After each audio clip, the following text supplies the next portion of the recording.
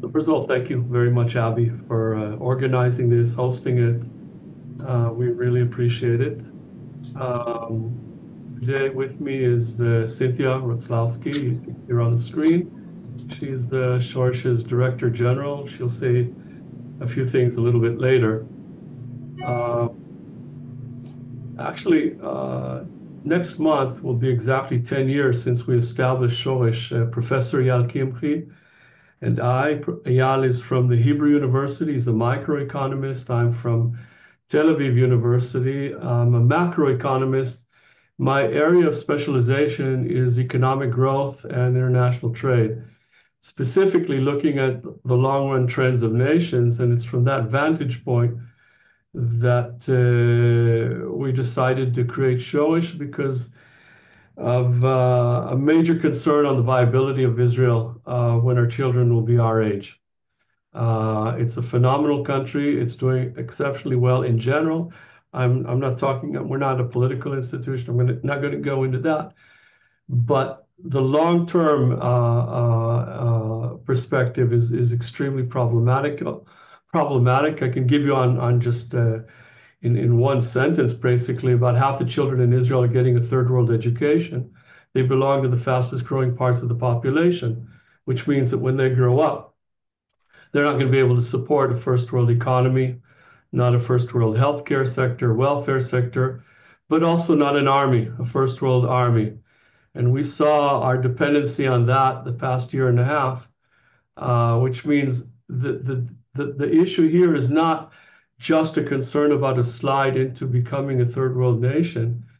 I have serious existential concerns about our ability to survive in this dangerous neighborhood if we won't be able to defend ourselves. And that changed my life. It changed Eyal's. We're focusing on this. We have 9 researchers at Shoresh, all with graduate degrees in economics. And our uniqueness at Shoresh is we are the only research center in Israel that our only purpose is to focus on the source and long-term implications of the existential challenges, socioeconomic, demographic challenges that Israel faces. Shoresh in Hebrew means root, focusing on the root challenges. We work on 2 parallel routes. After doing the research, we bring the findings to the attention of Israel's top policymakers, but that's not enough. And so the parallel route is to go public and try to create or to move the public discourse as much as possible to the evidence, to the things that we're showing the policymakers, so that we'll be able to somehow bring some of the corners of Israel together to focus on the bigger issues. And in a time where there's a major ruckus going on, that's a bit of a challenge. On the other hand, the past 2 years have given us somewhat of a glimpse of what lies ahead if we don't get our act together. So that's Showish in a nutshell. We invite you to visit our website. There's a lot more on there on the publications, on our work, on our impact. And one final word, everything I'm going to show you today also appears on the website in the graph gallery. Those of you who like graphs and numbers, there are hundreds and hundreds of graphs in this gallery in about 12.5 different classifications. So we invite you to visit there and see. And of course, we'll be happy to send anyone who requests a copy of today's presentation. We'll be happy to send you a copy. So with that said, let me hook up the presentation and get started here.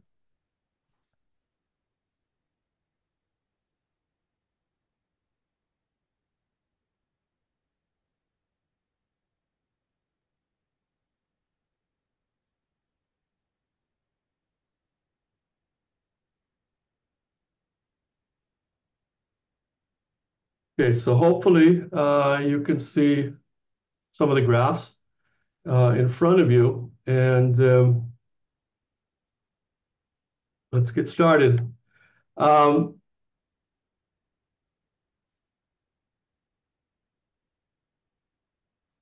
I'd like to do is to try and focus on many of the things that people assume about Israel which are in fact not entirely correlated with facts, and also bring you to the point where you understand what are the primary issues that we are facing and going to have to be facing in the near future.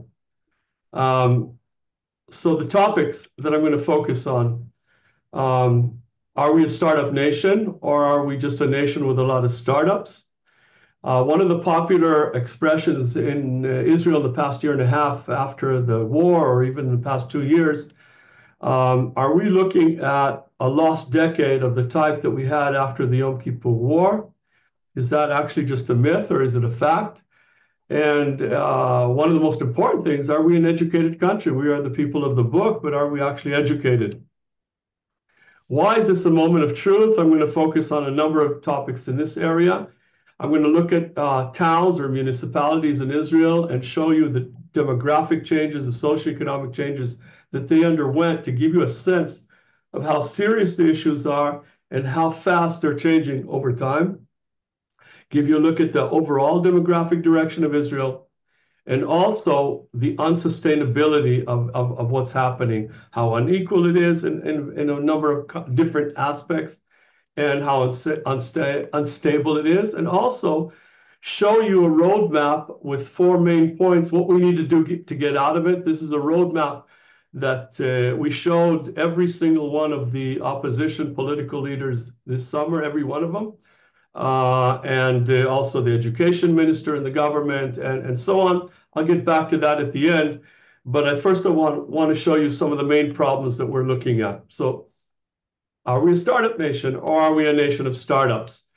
Well, when we look at OECD data on productivity, you can see that Israel's business sector has productivity that's 25% above the OECD average, but the rest of the country, which is actually 90% of our employed persons, is 40% below. So there's a small part that's head and shoulders above the developed world on average, and then there's everybody else. So that on average, as a nation, Israel has very low productivity, which means when we compare or look at the relationship between how productivity and wages are related, you can see these are all of the OECD countries. Countries with higher productivity tend to have higher hourly wages. You can't have high hourly wages, at least at the national level, if you're not producing a lot per hour. Israel does not produce a lot per hour, despite the fact that we have a phenomenal high-tech sector. And therefore, our wages in general are not very high. What about this issue of the lost decade after the Yom Kippur War? Well, one of the stylized facts that we growth economists try to teach our students, our unbelieving students, is how stable long-run paths are. It's very difficult to move a country from its long-run path. If we look at GDP per capita in the US since 1890, in other words, for the past 140 years, this is the trend line. It's upward rising. It's 2% growth a year on average. And this is the actual path. And you can see that despite the Great Depression and world wars and periods of boom and periods of recession, the US has been on a very steady path. In the past decade and a half, since the 2008-2009 Great Recession, the US is below the long-run trend. Presumably, it will return. But this trend reflects 2% growth. Israel, if we do a similar analysis since the Yom Kippur War and do it only up to 2000 and extrapolate onwards, we, especially our students, seem to think that we're something special, that rules of economics don't apply to us. We've had wars, we've had triple-digit hyperinflation, aliyah, immigration to the tune of a fifth of the population moving into Israel within half a decade, and yet rules apply to us. We also have a very, very steady path. And if we extrapolate from 2000 onwards, this is the big recession during the Intifada. We recovered. This is COVID. We recovered. We didn't have the same impact of 2008, 2009 as you did, because you are much more diversified. We are highly dependent on high tech. We didn't take such a big hit. But, and this is the big but, the US path is above Israel's, and it's slightly steeper. So the US is growing at 2% on average, again, not in recent years, but in the long term on 2% a year, we are roughly 1.8%. We're falling further and further behind, not for 1 decade, 5 decades. This is since the mid-70s. Are we educated? What is the relevant data for education? What most people look at are the obvious things, the easy to measure variables. For example, the share of individuals with a tertiary or academic education. We are number two in the developed world, in fact, number two in the entire world. But, and this is a big but, which I'm not going to prove to you, a lot of these degrees are garbage degrees that aren't worth the paper they're written on. If we look at years of schooling, per person, we are number one in the OECD and have been for a long time. But here too, it's not the years of schooling that matter, it's the schooling in those years, if to paraphrase Abraham Lincoln. And I want to show you why.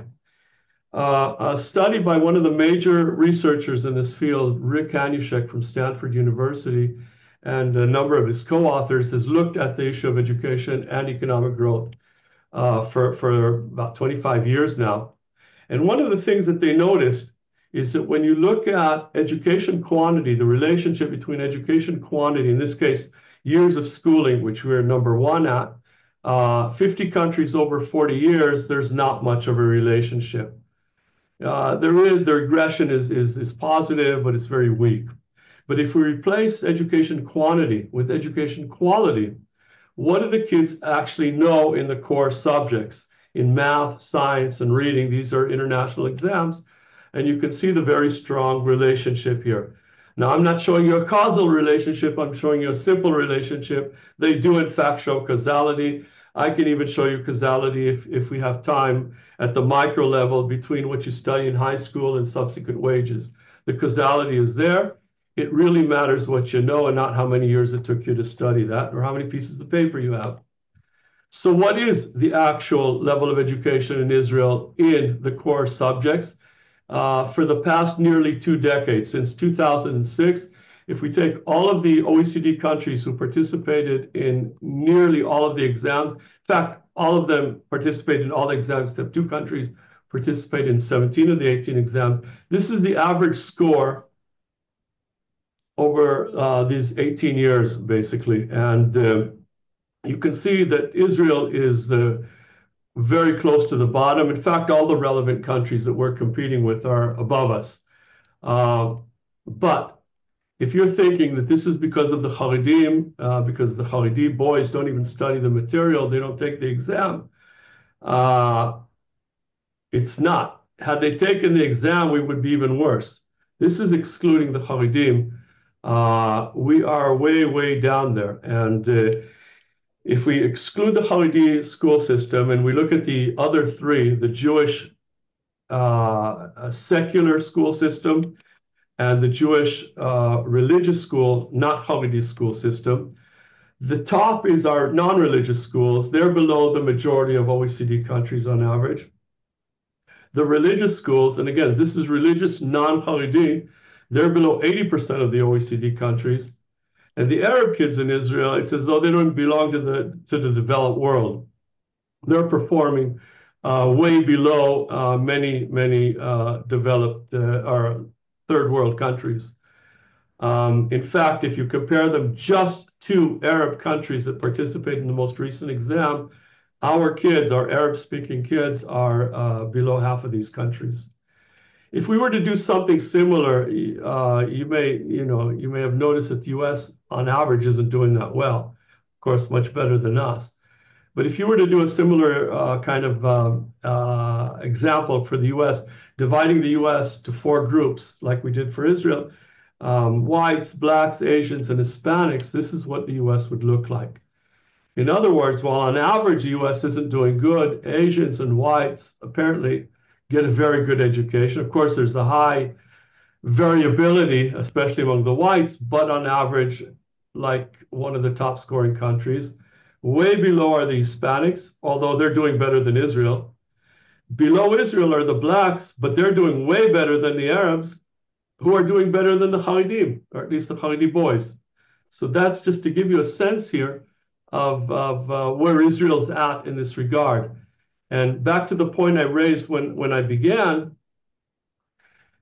in first grade last year, this was the breakup of the kids. So 22% are Arabic speakers who, on average, are with results below many third world countries. Another 22% are Haredim, where most of the boys don't even study the material at all after eighth grade and only partially through eighth grade. And then we have what we call the periphery in Israel, the social periphery, the geographic periphery in the religious and state schools.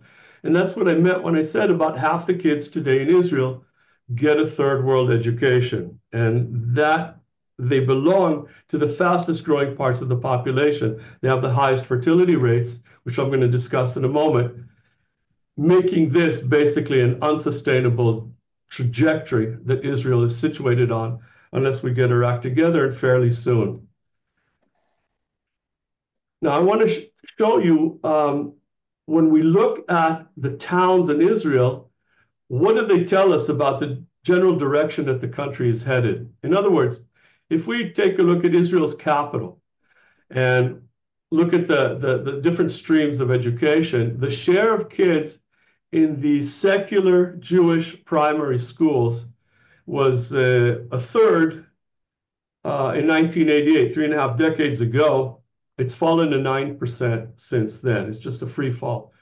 Even the religious non-Haredi schools, it's been falling over time, so that when we look at the distribution, the most recent data showing the distribution of kids in primary school in Jerusalem, you can see where that city is today and how it reached there, basically. Very high fertility rates among the Arabs and the Haredim, primarily the Haredim. And here's the big but, their education levels are very, very low. And that has huge ramifications for the city, which means that you have migration out of Jerusalem by many of the people who are basically holding it up tax-wise. Data showing, looking just at Jews who moved to Jerusalem and out of Jerusalem, for each 100 Jews that moved to Jerusalem, how many left? And you can see the process taking place here. More and more are leaving Jerusalem. We don't have data on who they are, but from the schools we can see what's happening. It's primarily the more religious or Haredi Jews that may be moving in there, and it's primarily the non-religious and non-Haredi Jews that are moving out. Now, if we want to zoom out and get a bigger picture of the issue, if we look at the socioeconomic classifications of Israel's four of Israel's largest cities, by socioeconomic classification, what I'm talking about is a classification from 1, the poorest towns, to 10, the wealthiest towns. These are classifications that the Central Bureau of Statistics in Israel determines for each town every 3 years. And you can see that Tel Aviv was 8, relatively wealthy, very steady over time, not much change there in their socioeconomic status. Haifa, 1 notch down, but also very steady. Beersheba, middle class at 5, but steady. And this is Jerusalem. As the more educated and established people leave, it becomes a much poorer town, much poorer town. And so it dropped by three notches in this regard over just a span of a few years. What I'd like to do now is expand this to all of the towns in Israel. Specifically, if we look at all of the municipalities, some improved their position, some stayed the same, like you saw, and some fell. Who fell the most and by how much?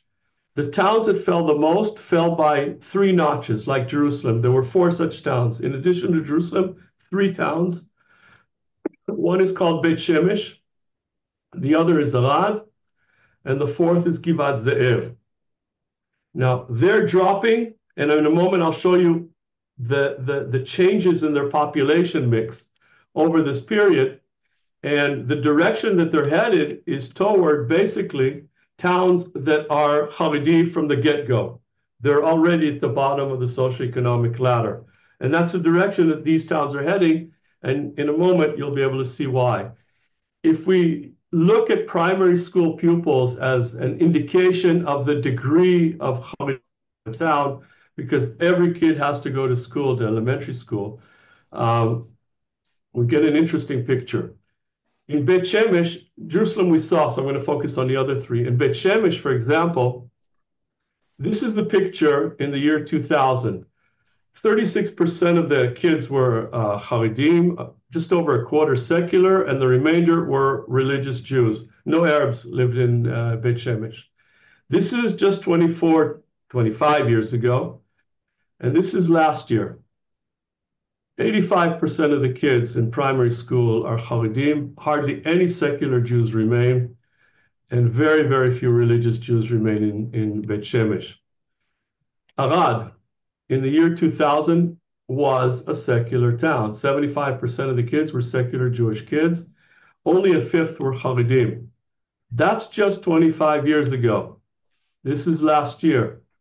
Over 2/3 of the kids today are Haredim. Only a quarter are secular. The secular Jews are just leaving Arad in droves. Givat Ze'ev. In the year 2000, there were no Haredi children studying in Givat Ze'ev. Nearly everyone was a secular Jew, and less than a quarter were religious Jews. In just a few years, 3/4 are Haredim, 7% are secular, and the remainder are religious Jews.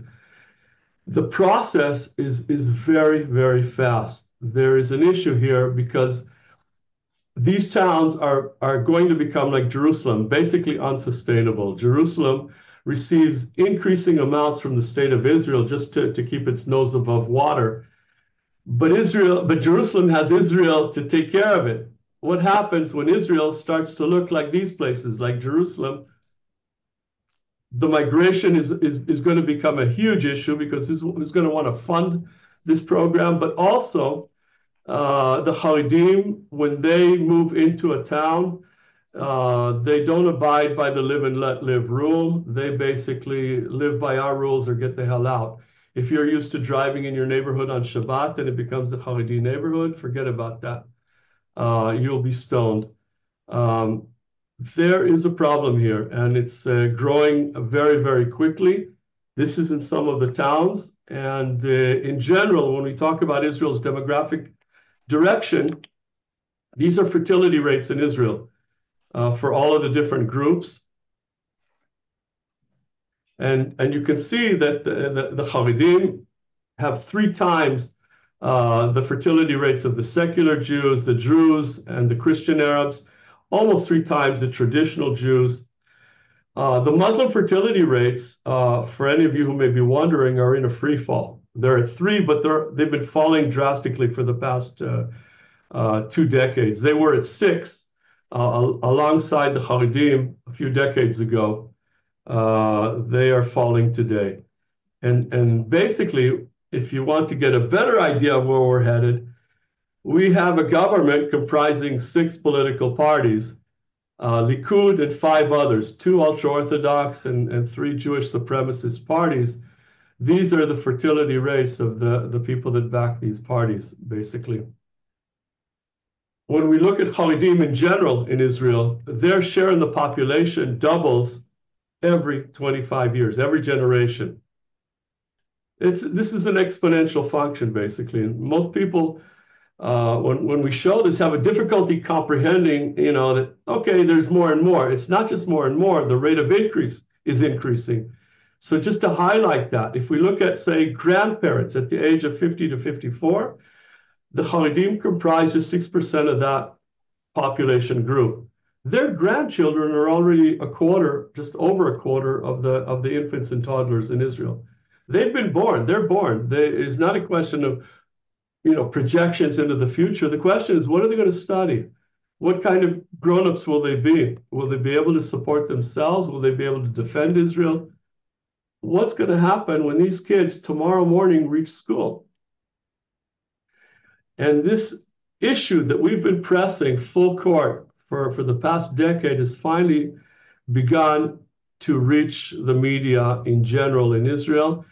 And It's due to some very unfortunate reasons, but to give you an example, we had two major attacks on Israel's ballistic missile attacks from Iran. This is what was in the press after the first one. Dana Weiss is one of the major anchors in Israel. And this is immediately after the first strike in April. The core of our existence is what protected us yesterday: science, education, and strategic thinking. When I look at first grade for today, I ask myself, are we prepared for the challenges that will be in 25 years? Today, a quarter of Israel's first graders do not receive the tools, do not study the core curriculum, do not learn English, do not learn math. Friends, it doesn't matter where you're from. For Israel to have existential security in 10 to 20 years, everyone needs to study the core curriculum. This she got from us. I know that because after this broadcast, she WhatsApped me. We got it from you.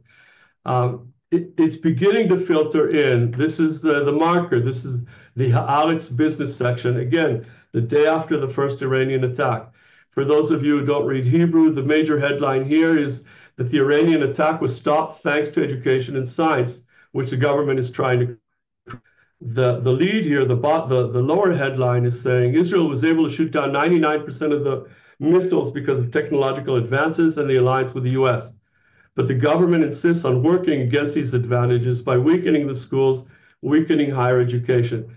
This is beginning to filter out. More and more people are understanding the things that are at stake here. And we have a very unequal and therefore a very unsustainable society. When we look at military reserve duty, until the war, the maximum number of days for reserve duty was 18 days for regular soldiers, 28 days for officers. And the discharge from reserves was 40 and 45, depending on whether you're a soldier or an officer. This 7,500 additional troops is a year ago. We need probably double or triple that amount today. We do not have the soldiers, and therefore these guys had to serve hundreds of days this past year. But, and this is the big but, according to the Defense Ministry, when we're looking at the post-war days, what will the steady state look like? They asked the government now to increase the maximum number of days to a month and a half for regular soldiers and 2 months, nearly 2 months every year in steady state. This is not a war situation. And that's because we don't have enough people, but we do have enough people. When you look at the number of Haredi men, conscription age, 18 to 20, there are nearly 40,000 of them. When you look at the number of Haredi men at basically army age, reserve duty or regular army, it's over 200,000. There is no shortage of men. There's a shortage of willpower to do something about that politically. But this has come to a head in Israel, finally in a major way for the first time, and it may be a deal breaker for the current government, and the question is what the next one will do about it. That's not the only area where we have inequality. If we look at the monthly benefits minus taxes, non-Haredi Jews in Israel pay 13,000 or 1,350 shekels a month more than what they receive in benefits on average. Arab Israelis receive $5,000 or 5,000 shekels a month more than what they pay in taxes. Haredim, 10,000 more each month. That's just simply not sustainable. It's not the rate that the population is changing. If we don't change this dependency, we're not going to be able to fund it. If we look at income tax revenue paid in Israel by income deciles, over the past 2+ decades, you can see that the share on the top 2 deciles has steadily increased from 83% to roughly 90%, where the bottom 5 deciles, in other words, half the population is so poor, they don't reach the bottom rung of the income tax ladder. They pay no income tax at all. And this is the remainder. When we look at high tech, well, as I showed you and told you, it's only a tenth of the employed persons in Israel. Those guys alone are responsible for about half of our exports. Keep in mind that not everyone who's employed in high tech is a high tech person or in a high tech occupation. That's actually only 6% of our workforce. who's responsible for the quality of healthcare that we receive? So at the top of the pyramid are the physicians. How many do we have? They are just 0.6% of the entire adult population, 25 and up population in Israel. Who trains the physicians and the engineers and the computer scientists? That's at our research universities. How many senior faculty do we have as a percentage of the 25 and up population? 1/10 of 1%. In other words, there's a very, very small group in Israel basically keeping the country in the developed world. We don't need 1 million people out of the 10 million that live in Israel to decide to get up and leave to have a disaster. These three groups alone number less than 300,000 people. And they are the key basically to keeping us in the developed world. If several tens of thousands, possibly just several thousands of them decide to get up and leave tomorrow morning because they don't believe Israel has a future, then by definition, we will not have a future. That process has been occurring for years. Most of the data on this is older, but the process is clear. As Israel has been falling further and further behind the US and other countries, what we began to talk with, if we look at the ratio of Israelis returning to Israel, or the number of Israelis leaving Israel relative to the number returning to Israel, out of all of those who received academic degrees, you can see the process. It's rising. In other words, in 2014, for every academic who returned to Israel, nearly 3 left. Within 5 years, it was about 4 leaving. The absolute numbers aren't large, but the process has begun, and it's becoming a problem. If we look at physicians, the number of Israeli physicians in OECD countries relative to the total number in Israel, over 20 years, you can see they are leaving. They are leaving Israel. Again, the numbers are not high. By the way, this does not include Israeli physicians in the US, which would raise this by several points because we don't know how to separate them from Americans who studied medicine in Israel. But it looks the same. It's still an upward rising graph. The most recent data that we have is actually from the first 9 months of 2023. In other words, right up to the outbreak of the October war. And if we look at the returnees each year in the first 9 months of each year since 2009, and those who emigrated from Israel, when we look at native born, we're not talking about Olim who gave up and left Israel. That's much, much higher numbers. Native born Israelis, on average, between 2009 and 2022, in other words, before the judicial coup attempt and the war, we had more Israelis, much more, leaving Israel than returning to Israel, 44% more. But look what happened in the first 9 months of 2023. We had a 7% drop relative to the average prior to 2023 in the number of returnees, and a major increase, 42% in the share of people leaving. So the gap here is more than nearly tripled over time. We showed this material over the summer, like I said in the beginning, to every single one of the opposition's leaders in Israel. Bennett, Lapid, Yair Golan, from the right, from the left, Benny Gantz, Lieberman, within a span of just a few weeks. The president of Israel, Herzog, they all saw what you just saw, plus more. Gadi Eisenkot, Hili Trupper, Gideon Saar, who since then joined the government. In the Knesset, this is the parallel track that I was talking about. We meet the leading politicians, leading political leaders in Israel, but we decided to go beyond that. And we have started to meet with the editorial boards of some of the top papers in Israel. Ynet is probably the major news site in Israel. Israel Hayom was a paper created by Sheldon Adelson to support Bibi at the time. It's considered a right-wing paper. Makor Rishon is a religious paper. They were very receptive. These are issues that bring everyone together, and we tried to show them what needs to be done. How do we move forward after these horrible past 2 years? Moving ahead or moving beyond or bridging between right-wing, left-wing, religious, and secular. What are the things that we need to do, the root issues that we need to deal with? To return Israel to a sustainable long-run trajectory, we need to do 2 things. First of all, completely overhaul our education system.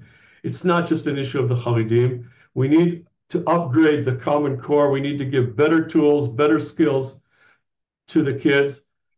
But all the kids in Israel have to study it. No more exceptions. No more Haredim able to basically deprive their kids of the education. I won't go into the details of this. We're not talking about a reform. We're talking about a major, major overhaul of everything, of the entire way that we teach our kids education in Israel. What will incentivize compliance? Basically incentivize the budget. We are now in a situation where the military will need tens of billions more in shekels in the coming years per year. We will need tens of billions of shekels to rebuild the North, to rebuild the South, to rebuild Shatter's lives. We do not have the excess that we thought we had in the past to incentivize lifestyles of non-work, to fund schools that do not teach what they need to teach. Basically, we do not have money for sectoral interests, only for national ones. And if there was ever a time for us to focus on what needs to be done, it's this. Now, those are the 2 things that will return us to the long-run trajectory.